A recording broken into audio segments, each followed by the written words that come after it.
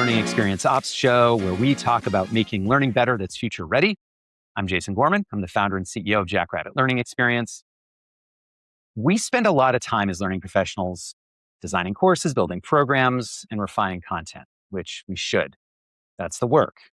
But I keep running into a question out in the world and in my own head that I can't quite shake, which is, as we are doing the work of building courses, are people waiting for us to actually finish the work that we're doing? Because I think increasingly they may not be. I think learners, employees, and students are more and more going out and just grabbing AI tools that they need and building their own solutions to help them learn. They are figuring out how to learn what they need when they need it, maybe without us more increasingly. And I don't know that we have fully reckoned with what that means for the systems we build and the roles that we have played as learning professionals and will play into the future. And my guest today has been studying exactly this. He calls it the shadow curriculum, and his research is surfacing patterns that I think all of us, every learning professional, needs to understand. He's asking about what happens to human cognition when AI does more of the thinking for us, and when institutions need to be what institutions need to become if they want to stay relevant. Adarsh Lathika is a strategy and learning systems practitioner working at the intersection of AI, human behavior, and the future of work. He has spent over 15 years across higher education, executive learning, and consulting, and is currently building frameworks like Anatomy of Work to understand how learning, work, and performance are being reshaped in an AI-first world. His work focuses on helping institutions and organizations rethink not just what people learn, but how, why, and whether learning translates into real-world capability. Welcome so much to the show, Adarsh. Yeah, thank you so much, Jason. Quite excited to be part of this podcast. Awesome. So glad to have you here. All right, let's jump in with some lightning round questions. What is just a 30-second elevator pitch about what you do in your work? So I try to study the misalignment or the growing misalignment between work and human cognition. That's what my focus is. So the eventual objective is how do you drive performance and productivity. What do you love the most about your work? Things, the more I delve deep into it, more I realize that I don't know much. It's a very open canvas. I started, in fact, when I started on this journey, I went back to my 10th standard biology text to understand brain and really go back to the basic concepts to get a sense of what the neurotransmitters does, what each part of segments of brain does to human behavior and how they are related. So it's been therefore a exciting part to really relearn a lot of things that I left behind some 20 years ago, and then repurpose to what where we are experiencing today, so that we are a bit more doing better for ourselves in the coming future. And just to get you know a little bit better, just in your day-to-day work, if you are really in the flow state and you're just kind of time is passing quickly and you're totally immersed, what are you most likely to be doing? Building something. So I do have some background of programming. So I leverage vibe coding a bit to build. So I started building productivity tools for myself so that I can do things much faster. I don't really need a team to do it for me. From that, I started then once I started getting hang of that, I started building slightly more complicated tools as well. Something that helps me both personally and professionally. So that's what I do most. That what I do enjoy doing most. That's wonderful. And I just described a little bit about what you do. You just gave your 30-second elevator pitch. I'm curious, what was it that inspired you to do what you do? So, few things that are realized over a period of time is that one, humans are important. I think as a species in this planet, we have a lot of responsibility to what we do, why we do, and equally important, why we don't do something. So a couple of years ago, I decided to take a career break, and that was a time where in which AI was coming. This whole ChatGPT moment happened, and the first thing that came to my mind was the 1984 from George Orwell. And the more I was understanding what ChatGPT was promising, the more I was fearing, maybe to some extent, that Orwellian world may happen in my lifetime, and I was not very happy about it. So the question No. was that how do you then give the power back to the humans? So I started thinking about it. I had the time to do it. I started listening to a lot of podcasts around the world. I think that's something that internet allows you to do.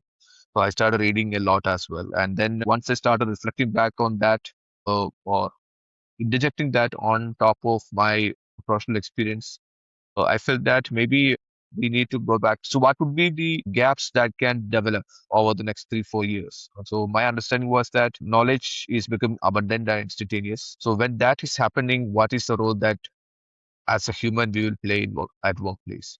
So then that's when the whole idea about judgment and context came to mind. And since then, I've been focusing on. You kind of touched on this a little bit already, but what are you the most anxious about for the future? So personally, I don't like somebody else taking decisions for me. I'm not a big fan of that. And I think when if AI to make that happen at a large population scale, then I think we, especially at the context of India, we take a lot of pride of being the youngest nation for the next, say, 20 years. But imagine a case where in which we have a huge population of youthful, high energetic population, but nothing to do.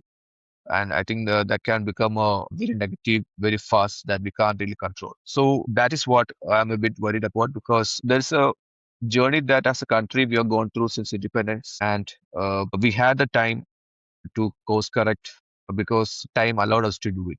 But now AI is making everything redundant. I'm not so sure whether we are responding correctly to what AI is today and what AI promises to be tomorrow. So that is something that makes me anxious. But at the same time, it also is a great opportunity that can unlock if you're using it the right way. So I am trying to focus more on the latter. Good. And last lightning round question: what is a skill? Can be related to your work, not related to your work, but what's a skill you're trying to learn right now? One thing which I'm trying to learn is how do I sell better because I'm a solopreneur. So I love building and I could afford to be a builder maybe 10, 15 years ago. Not so much Yeah. in AI first world. I can't afford to Yeah. do it today. So I believe that everything and anything related to selling as a skill, right from public speaking to narrating a story, being in front of a crowd and speaking. So these are the skills that I'm, and I use AI for that as well. Good. Yeah. Or wherever we can get that advantage, let's get that advantage. Yes.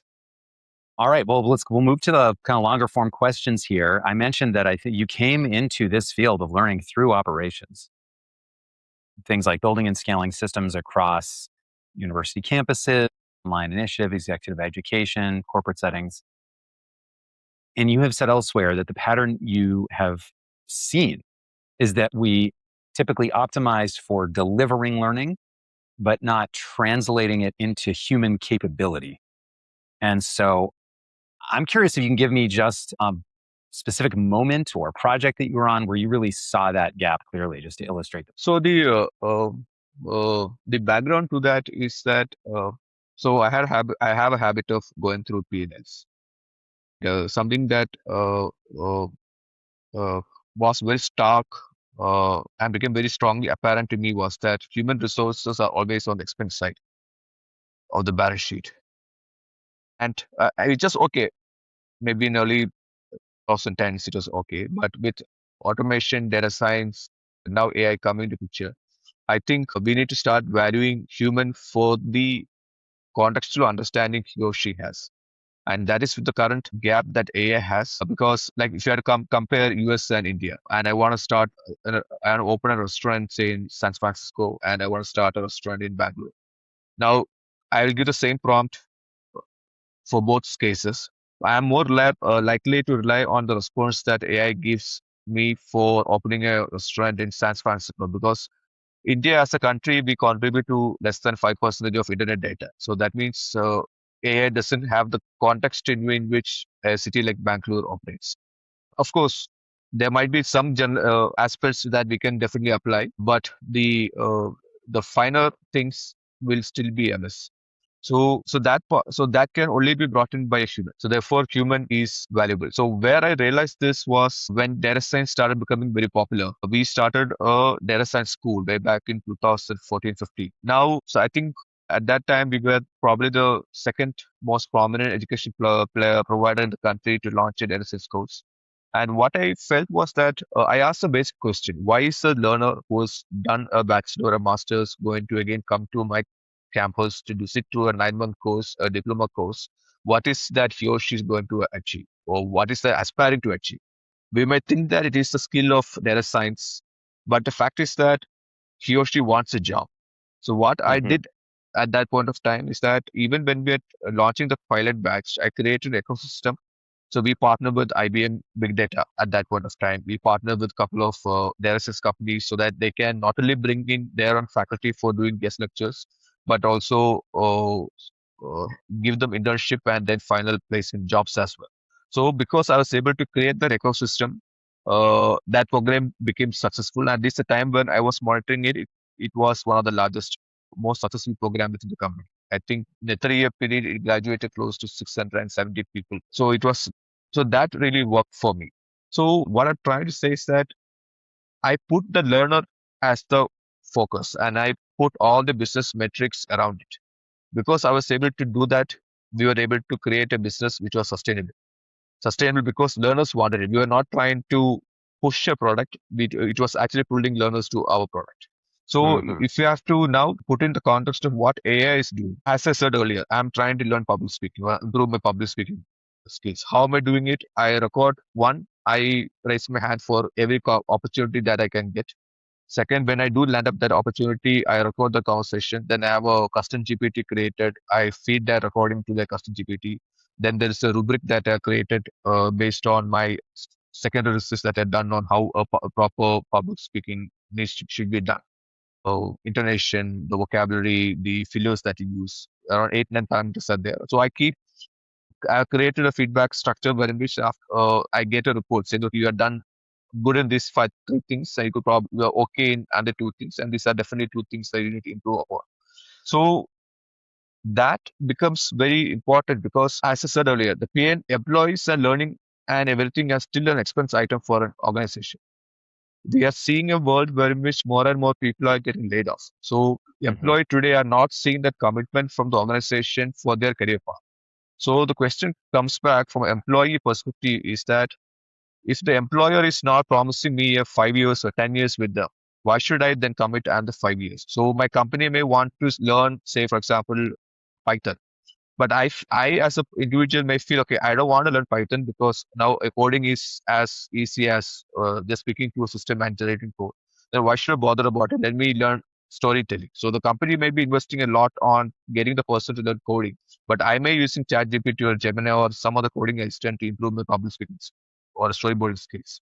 So that is going to be dichotomy, which will the gap is going to continue to widen, widen, and widen. Hmm. You have described what you call a shadow learning system, and you kind of just went into that a little bit just now.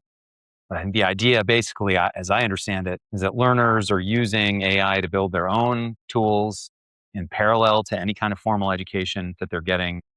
And they're doing this in part because institutions, employers, or universities aren't actually keeping up with what's possible. And so I'm curious, what can you walk me through how you think this is happening now, how this shadow learning is happening? Just what does that look like for a student or an employee? So the scenarios are different for both parties. For the student, institution is still important because you still need a degree to get a job. Well, Hmm. at least from where I come from, that's a basic qualification that it does not matter what degree it is, but you need to have a graduate degree to get your first job. Therefore, Hmm. institution is still important. That scenario is slightly different for somebody who is a working professional. Largely because one, you keep hearing this news about people getting laid off almost on a every third day. You get a news that somebody's there's a mass layoff happening in a globally reputed company, and you don't know whether it's going to be you next or when is your turn. And historically, what I've experienced is that the while we talk about it in the vision mission or the company statements, we are not really very transparent when it comes to employee communication. So that so that gap also adds to this anxiety that the employees can have. So that means it's a dog eat dog world. I feel that the employer is not committed to my career growth, my professional growth. Therefore, I do what I believe is the right thing. So if somebody comes to today and telling me you learn Google AI Studio because that is the most important tool today, I go and learn that. Tomorrow, Anthropic might launch a better coding agent than that. So I learned that Yeah. tomorrow. So what Yeah. internally it directly does is that it just it gives me as an employee, it gives me a sense that I'm actually learning, I'm doing the right thing. But what it internally does that is creating a lot of anxiety inside my subconscious mind that I'm always hyper, which means that I'm not focused at work. I'm not giving a 100% at work. So the company starts suffering, and over a period of time, I also start suffering. So it's a loss-loss game that both of us are playing. So in that way, what I feel is that even if it hurts, be transparent with the employees. Say, be very clear that these are the 5 things that's going to happen in the next, say, 1 month. Because it's difficult to predict what's going to happen after that. And therefore, explain your decision very detailed to the employees. I think employees today are very smart to understand when somebody is being genuine and being honest in their communication. And I'm sure that people will rally behind that. And even if they end up being laid off, they will have a very better understanding of why that happened and why they don't really fit into that plan. So I think that that becomes very important. It seems like there's this kind of necessary degree of trust here between the employee and the institution. And it seems like with this shadow learning system, if an employee or a student is using tools to do their own learning, why do they need the institution for that? Yeah, why would they depend on the institution at all? So if you are looking at student, as I said, you still need a degree, therefore institution becomes important. But looking ahead, I think institution can actually transform into a place where in which students build their cognitive and behavioral skills, which I believe are two important segments of skills which are going to keep them employable in the next 5, 10, 15 years. So that transition needs to happen. But from an employee perspective, that's a very pertinent question, and it's not very easy one to answer. Largely because I'll again go back to the fact that all the employees and employer-related investments are still expense in the balance sheet and not really treated as investment. So historically, what has happened is learning and development teams try to optimize the training intervention. So as long as you are the either the in-house team or the external vendors are able to meet a minimum level of quality, they always go for the cheaper option because at some point of time the EBITDA or the PAT is going to come into picture and they try to always protect that. So when you start doing it, it becomes very difficult to make the transition to something because you are trying to meet a short-term objective, but not really building a company for next 5, 10 years. So that becomes very challenging for the L&D team. And that means that they need to work very closely with finance and the purchase for most parts to ensure that to convince them that why this investment at this rate is important. Because even when, for example, I've seen cases where in which you are trying to deliver an AI training to a set of people. So the CHRO may approve it, the L&D head may approve it, but then again it goes to the purchase and the finance. What they do is that they just look at the proposal as Excel items. They just do a comparison with what's available in the market, and they look at high level keywords. Say, no, this I can get you 10% cheaper, 20% cheaper, and then the question becomes what is cheaper to be delivered. And I don't think HR or L&D fights beyond a point, and then you always end up extending or giving a substandard training program to the employees, which means that employees are not happy. Again, the loop just continues. So we need a very confident and assertive L&D team to actually make this work. You've also written about this notion of cognitive debt, which is that AI is reducing engagement and pushing people away from thinking and more towards just verifying the output that the AI produces. And so if you're a person who is responsible for making courses, a learning designer, instructional designer, um, how do we address this? How do we address this pattern to help people engage more deeply, not just verify, to stay kind of in the moment with the things they're engaged with? So I'm not an ID person, so I don't know how the courses eventually get built, but I will explain my thought process here. If Yeah. you are somebody who has been working in a specific field with significant experience, then it is okay that you get AI to do the work and you play the role of a verifier. Because that means that you are doing your work much more faster and much more efficient manner. You are, in a nutshell, you are playing the role of a team lead to say 15 team members or 15 AI agents, which is all right.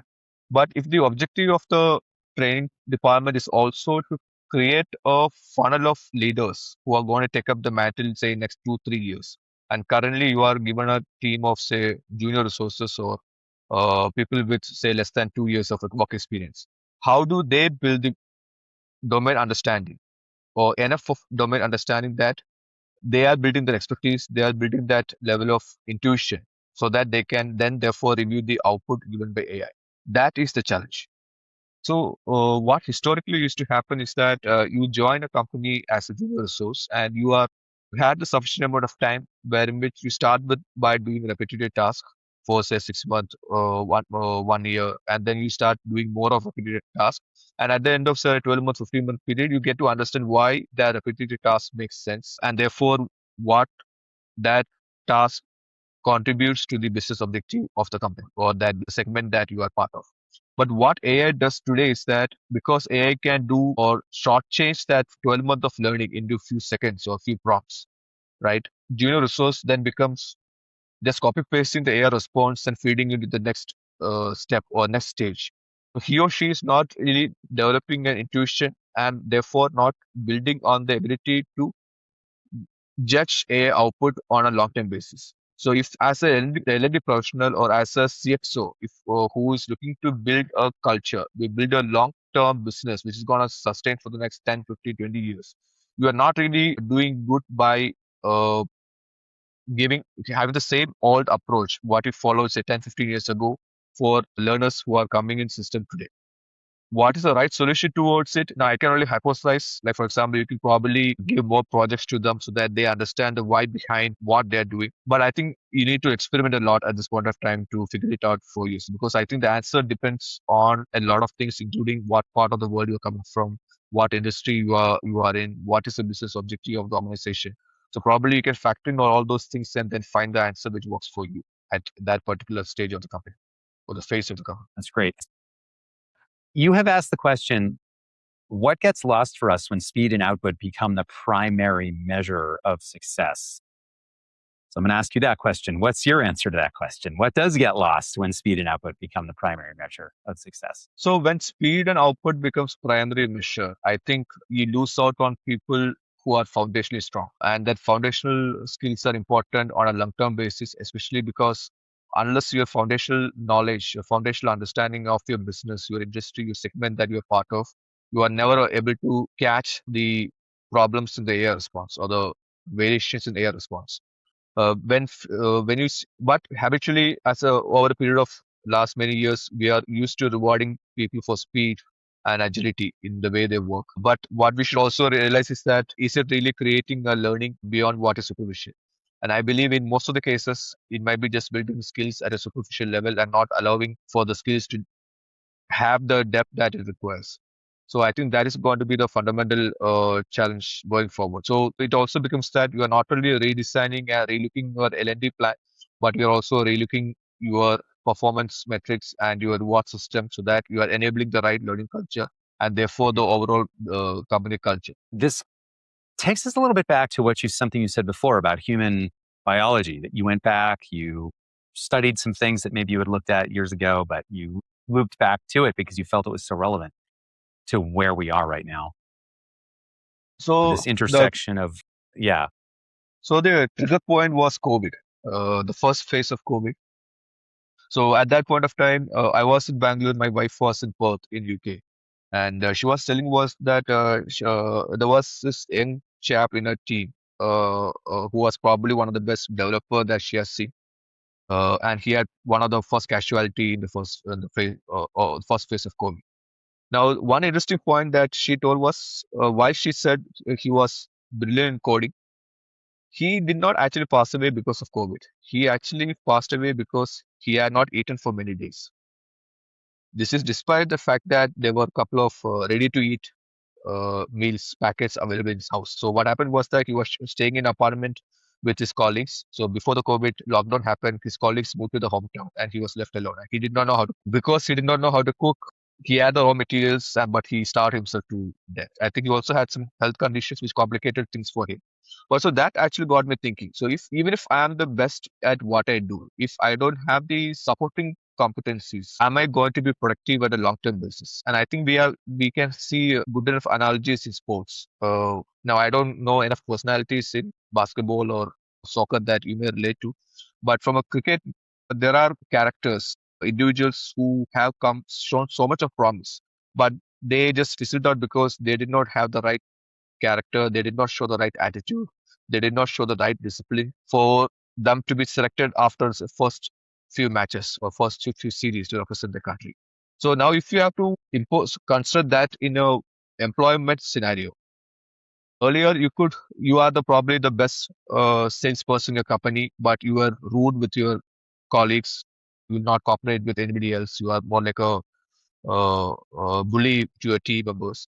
The company probably would close eye to it because you are bringing in the revenue. But now what AI has done is that AI can do a lot of things that you are doing. Right? The question is that what is that you need to be doing to ensure that you are still relevant in the overall scope of things. So that means that you are not only a good person or at least a good working professional, but uh, the collateral aspects of who you are. That means you need to have a good health. We are picking up. You need to have good discipline. We are picking up a lot of the bad habits of workplace, which have impact on workplace. Like for example, the amount of screen time that we all have. It's very stupid to expect that just because I'm not using mobile at workplace means that I'm more attentive at workplace. No, you are using a lot of screen time when you're during commute at home, which is already impact your ability to focus, which extends to your performance at work as well. Or there's a mobile app feature, right? When you make a payment, the message comes to you, the OTP get generated, and the app is automatically reads. Now, from a user point of view, you may think it's faster, it's convenient, but what it does is that it is impact your short-term memory over a Mm. period of say 2 3 years. Your ability to retain facts for a short term is get compromised, and that also extends to your workplace.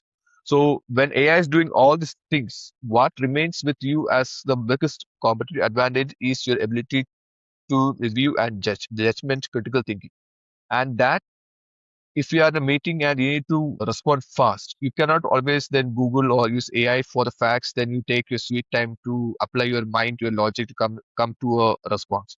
You should be able to give that response at an instant level. So that ability get again compromised because you are doing so much of other things outside of work which is impacting your performance at work. So all these things when I start realizing for myself, of course there were enough research out in the public space about this, but in some cases I started doing it, experimenting on myself as well. Okay, if I do these things, am I able to see some visible qualitative in my own way of judging it, am I improving it there? So once I start seeing some slight positives, I started doing more and more research. That's how the entire direction of uh, work and life outside work came to picture. Your human biology becomes important, human thinking becomes important, the ability to our cognitive thinking becomes important. So I started stitching all these together so that as humans we are more productive. This actually dovetails perfectly with my last question here, which is you've identified three big shifts that we're in right now. I'm kind of curious to hear your take on all three of these. One is from institutions to individuals. The second is from courses to systems. And the third is from knowledge to judgment, which you've just talked about here for a second. Some of these feel difficult for us to redesign our organizations for, to teach people how to think in terms of systems or to apply judgment over just accessing knowledge, and from this dependency on institutions to more of a self-reliance as an individual. But I'm curious if you could kind of unpack the three of those a little bit more, because those shifts are interesting. Okay, I think before I start, I think it's important to understand or question the definition of organization or Mm. company to start with.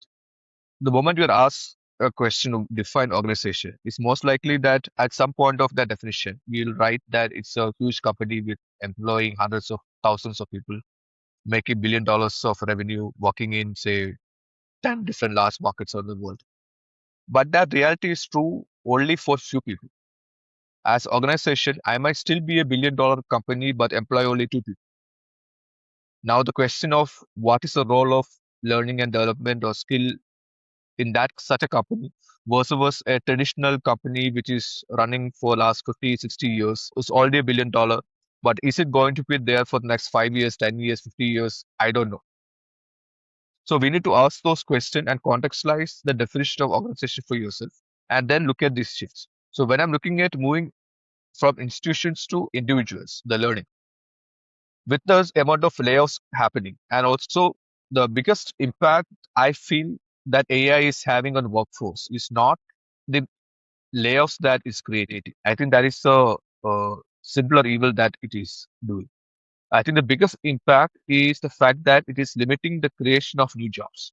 For example, when the Infosys or a Wipro or a IBM came into being in India, it created a workforce. It became a billion-dollar business, but it also created a workforce of 200,000, 400,000. So the income got distributed to a larger populace.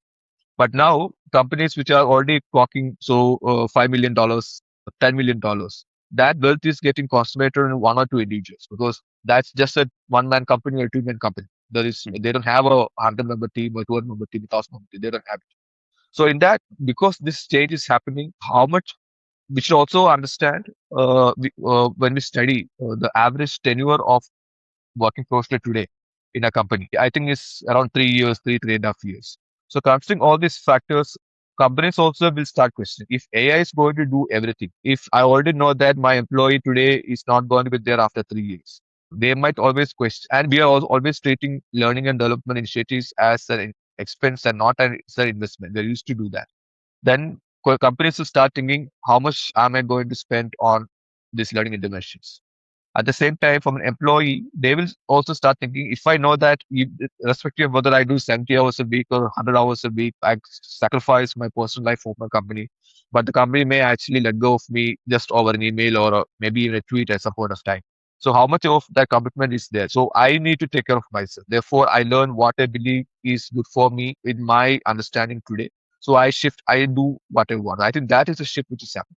So that shift cannot be managed unless you are very transparent of in your communication because I do believe employees are smart. They are very vocal. They may not always show it out, but they are smart. They read things even before things are made public. So I think if you create that culture of trust and transparency, perhaps you'll be able to manage that shift. But the shift is already happening.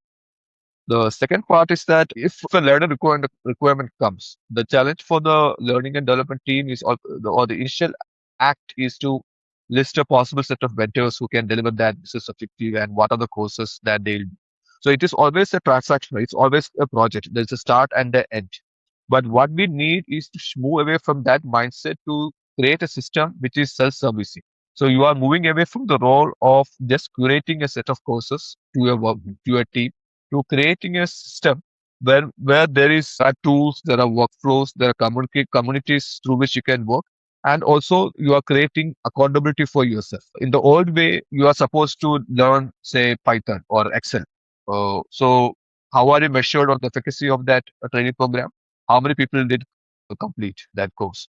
Or how many people cleared the assessment with say 80% score, which not doesn't really work in real life because everybody wants to know what's the impact on my top line or my bottom line. So that transition needs to happen. And I think when we move from a course to a system, curating a system, I think we'll be able to see how much of the learning interventions can be lifelong, continuous, and therefore create impact to business and therefore become more sustainable. I think that becomes very important. The third thing, as I said earlier, everybody has knowledge today. It is available on the click of a button now. So then what is your role? Your role is to therefore critique that response. Your role is to judge whether the response is relevant to you. And how do you build that ability is very much you have actually done that in the old way for say 5, 10 years. Now somebody who's entering the workforce, how do they do it? They never got an opportunity to do that. So there probably if you'll have to spend weekends to do that extra projects, to do that volunteer work so that you can build those domain expertise and therefore build that intuition which will lead to judgment. So that's the shifts that I was talking. These shifts are profound. They're going to be difficult for us to navigate, I think. And I don't think that we have a choice. I mean, I appreciate how you've unpacked these and the things that we're going to have to think about and reorient ourselves to. And what is so striking to me is that these things will happen to us, right? I don't know what the phrase, like the horse is already out of the stable. Like there is no way to stop this from happening. It is happening. It will happen. And I think the more that we can understand where we are right now and what the future has in store for us, the better, the more time we can give ourselves to prepare for the future. So I appreciate your framework here. I appreciate how you've broken all of this down, Adarsh. And it has been such a pleasure to have you on the show. I really appreciate you coming on. That's a wrap on this episode. If you found this useful, please subscribe and share it with a fellow learning professional. It's the best way to help others find the show. And if you want to keep the conversation going, we have two ways to do it. We have a monthly online AI forum for learning professionals. We also have a Slack community by the same name, totally dedicated to learning professionals. These are great places to meet more people who do the kinds of things that we do and make sense of the world that we're in and what's coming together. You can find the links in the show notes, or you can reach out directly to us at podcast@jackrabbitlx.com. See you next time.